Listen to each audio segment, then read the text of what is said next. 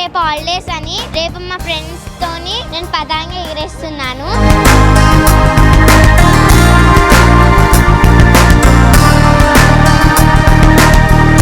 సిద్దిపేట జిల్లాలో సంక్రాంతి శోభ సంతరించుకుంది. సంక్రాంతి పండుగ సందర్భంగా జిల్లాలో సందడి వాతావరణం నెలకొంది.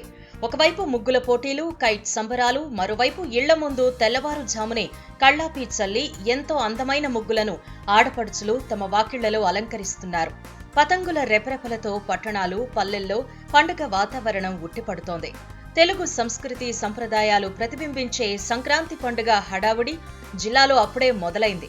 ఇళ్ల ముంగిట అందమైన ముగ్గులు కనువిందు చేస్తున్నాయి. ఇప్పటికే పట్టణం పల్లెబాట పట్టింది.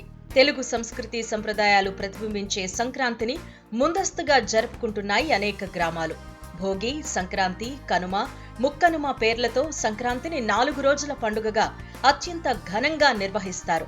ముఖ్యంగా పంట చేతికొచ్చిన ఆనందంలో రైతులు ఈ పండుగ జరుపుకుంటారు కాబట్టి దీన్ని రైతుల పండుగగా కూడా అభివర్ణిస్తారు. ఇక పిల్లలు, పెద్దలు సైతం ఎంతో ఆనందంగా గాలిపటాలు ఎగరేస్తూ ఉంటారు.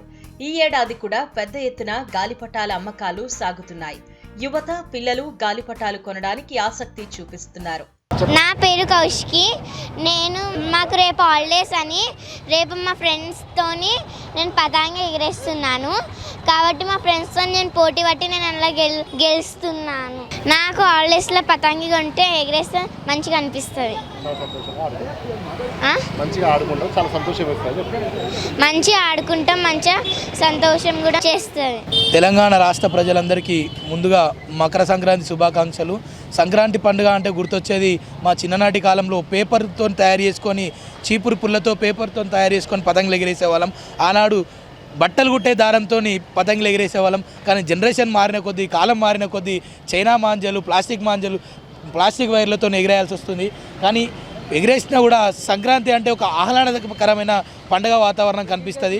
అదే ఆ కాలంలో భారత్నగర్లో చాలా పండగ వాతావరణం పతంగిల పండుగ అంటే. కానీ ఇప్పుడు తగ్గుకుంటూ వస్తూ ఉన్నాయి. ప్రతి పండుగ కూడా తగ్గుకుంటూ వస్తున్న కాలక్రమంలో కూడా చిన్నపిల్లలు అయితే ముందుకు వస్తూ ఉన్నారు పతంగులు ఎగిరేయడానికి. ఈ నేపథ్యంలో ఈ రోజు సిద్దిపేట కోమటి చెరువు నెక్లెస్ రోడ్డు మధ్యలో కైట్ ఫెస్టివల్ నిర్వహించారు. ఈ కైట్ ఫెస్టివల్ కు ముఖ్య అతిథిగా మాజీ మంత్రి, సిద్దిపేట ఎమ్మెల్యే తన్నీరు హరీష్ రావు హాజరయ్యారు. ఇలా కైట్ ఫెస్టివల్ నిర్వహించడం తమకెంతో ఆనందంగా ఉందని స్థానిక యువత ఆనందం వ్యక్తం చేస్తున్నారు.